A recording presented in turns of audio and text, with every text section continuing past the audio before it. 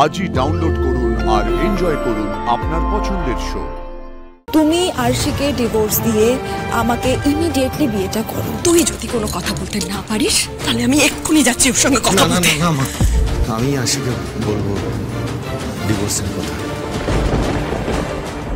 মধুবনী প্রতিটা মুহূর্তে প্রত্যেক দিন দেখছে ওর ভালোবাসার মানুষ তার চোখের সামনে অন্য একটা মেয়েকে নিয়ে ব্যস্ত। সেখানে কি ওর এইরকম রিয়াক্ট করাটা উচিত নয়? এটা কি ভুল? তাহলে আমি কি করব তোমরাই বলে দাও। বিয়ে করবে।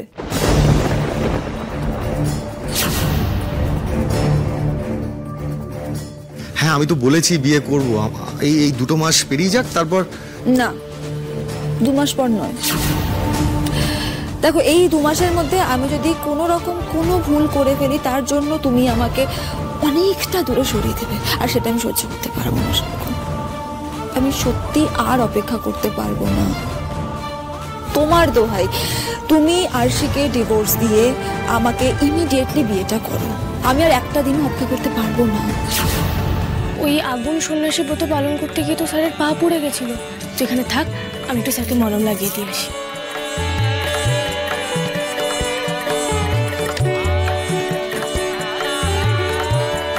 এই মুহূর্তে ডিভোর্সের কথা বলবো কি করে আমি ওকে? এটা অমানবিক নয়? মানবিকতা এখন হচ্ছে এক্সকিউজ। ব্যাপারটা এক্সকিউজ নয়, মানবিকতাই একটা ফ্যাক্টর। আচ্ছা, আর আমার সাথে যেটা ঘটছে সেটা মানবিক, তাই তো?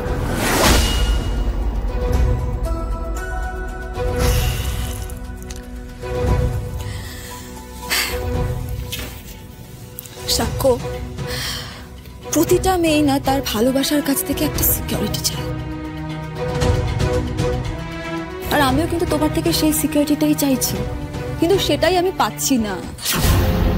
আর ওই সিকিউরিটির জন্যই কিন্তু আমি এত কিছু করে চলেছি, এত জঘন্য কাজ, তোমাকে ঠকাচ্ছি, আরশিকে বিপদে ফেলছি, সব সব সব জাস্ট কিন্তু ওই সিকিউরিটির জন্যই করছি আমি। সাক্ষ্য, তাহলে তুমি কি বলতে চাইছো? আজ অব্দি আমি তোমাকে কোনো সিকিউরিটি দিইনি? দ্যাটস নট এনাফ সাক্ষ্য।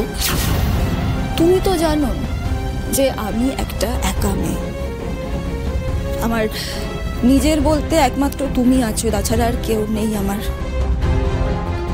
আর সেই জায়গাটাতেই আমি কমপ্লিট সিকিউরিটি চাই, না হলে আমি বাঁচতে পারবো না। মধু,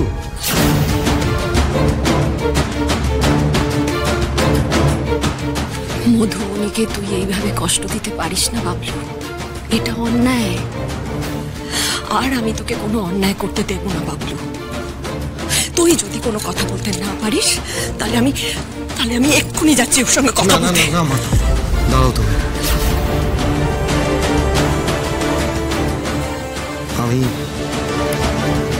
আমি আশিকে বলবো ডিভোর্সের কথা।